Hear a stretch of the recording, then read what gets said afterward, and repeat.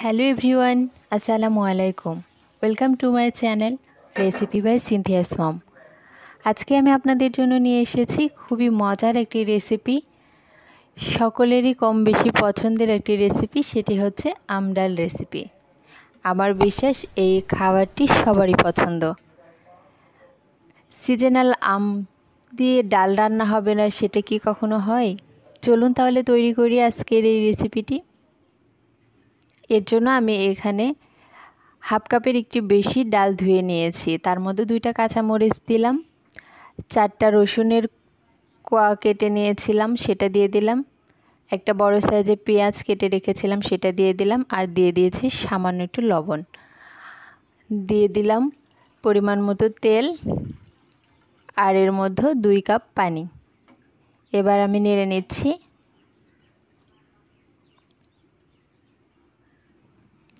ঢাকনা দিয়ে পানিটা শুকানো পর্যন্ত রান্না করে নিব। আমার পানিটা শুকিয়ে গেছে। এবার আমি ডালটা একটু ঘেটে নিব।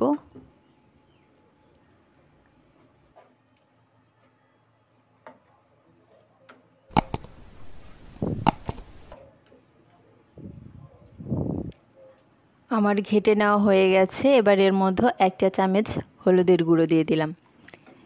এবার এর মধ্যে পানি দিয়ে দিচ্ছি 2 কাপ। আপনারা যে যেমন খেতে চান তার উপরে পানি দিতে হবে। যদি ঘনত্বটা একটু বেশি রাখতে চান তাহলে পানি কম দিবেন, আর যদি পাতলা রাখতে চান আর একটু পানি দিতে হবে। এবার আমি কেটে রাখা আমগুলো দিয়ে দিলাম, একটু নেড়ে নিচ্ছি। আমটা অনেক টক ছিল, এই জন্য কম দিয়েছি। যদি আমটা টক কম হয় তাহলে একটু বেশি দিতে পারেন। আমার কাছে মনে হয়েছে আর একটু লবণ লাগবে, সেজন্য আর একটু লবণ দিয়ে নিলাম।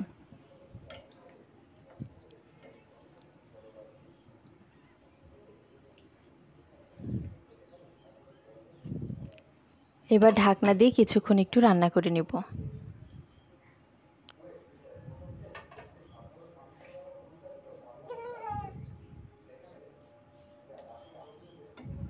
একটু নেড়ে নিচ্ছি। আমটা আমার সিদ্ধ হয়ে গেছে।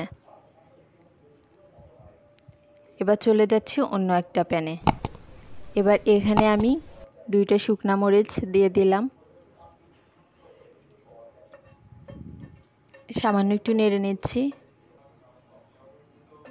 এবার এর মধ্যে বড় সাইজের একটা পেঁয়াজ কুচি করে রেখেছিলাম সেটা দিয়ে দিলাম, 3 টুকরা রসুন রেখেছিলাম ঝুরি করে সেটা দিয়ে দিলাম। এবার নেড়ে চেড়ে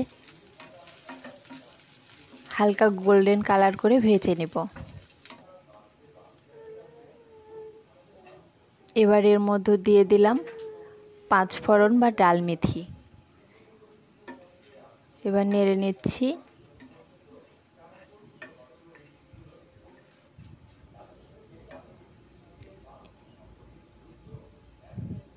এবার আমি ডালের মধ্যে দিয়ে দিব।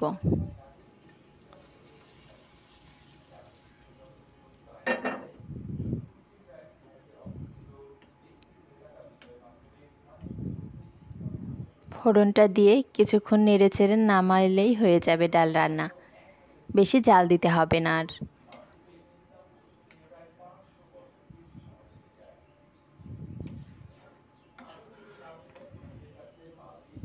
আমার ডাল রান্না হয়ে গেছে। এবার আমি নামিয়ে পরিবেশন করব। তৈরি হয়ে গেল আমার অসম্ভব মজার আম ডাল রেসিপি। রেসিপিটি ভালো লাগলে অবশ্যই একটা লাইক দিবেন, কমেন্ট করবেন এবং শেয়ার করবেন। সবাই ভালো থাকবেন, সুস্থ থাকবেন। আল্লাহ হাফেজ।